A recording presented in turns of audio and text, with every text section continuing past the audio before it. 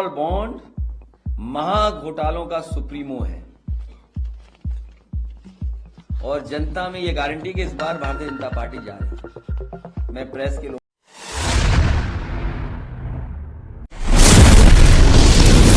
अखिलेश यादव ने भारतीय जनता पार्टी को electoral bond की सूची आने के बाद जबरदस्त घेरा।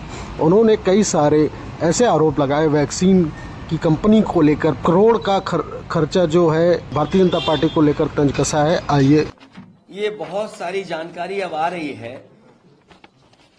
देखिए, मैं क्या कहता था आपसे, याद है आपको हमारे बारे में क्या क्या कहा था भाजपाइयों ने जब वैक्सीन वाली बात आई थी? अब सुना है जो आंकड़े आ रहे हैं, जो सूची में चीजें आ रही हैं, वैक्सीन कंपनी ने कोई वैक्सीन दी है उन्हें इलेक्टोरल बॉन्ड के नाम पर।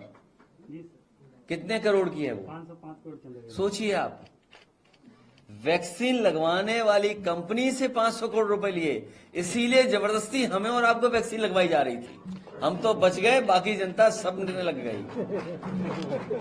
सर, पाकिस्तान से भी फंडिंग। ये बहुत सारी जानकारियां आ रही हैं, क्योंकि जो बात सोशल मीडिया पे आ रही है, इसीलिए मैंने कहा कि हमारे मीडिया के साथी हैं, इन पे भी बड़ा बड़ा पैकेज पहुंचा है।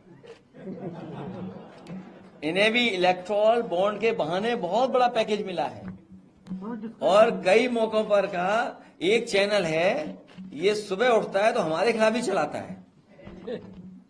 अभी तक सबसे नेगेटिव न्यूज इस चैनल ने चलाई है। ये चैनल हमारे सामने नाम ले लिया। जिसने चंदा दिया वही तो नहीं। ये न्यूज 18 को पता नहीं क्या बुखार है। इलेक्टोरल बॉन्ड कम मिले हैं क्या आपको, या आपको चंदा कम मिला है? ये मैंने सुना है, अभी मुझे पूरी जानकारी नहीं है, कि सबसे ज्यादा खिलाफ कोई खबर चलाता है तो सबसे ज्यादा हमारा ही मित्र चैनल।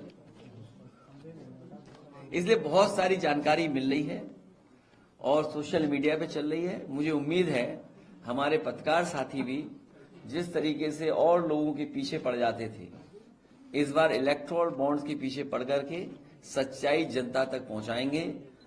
जो लोग दावा करते थे और जो पार्टी विद डिफरेंस की बात करते थे, जो लोग जनता को धोखा देते थे, ये बड़ी बड़ी एजेंसियां दूसरे विपक्ष के नेताओं को बदनाम करने के लिए, उनको डराने के लिए और उनकी छवि जनता में खत्म हो जाए, खराब हो जाए, उन एजेंसियों का इस्तेमाल करते थे।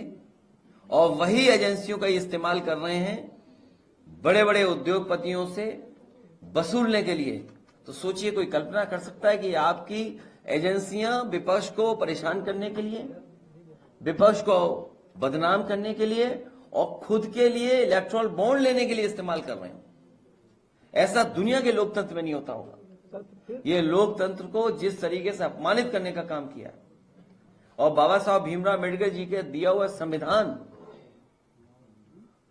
उसको खत्म करने की साजिश चल रही है। चुनाव से पहले ये जो बातें आई हैं, ये जनता इस बार भारतीय जनता पार्टी को उखाड़ फेंकेंगे।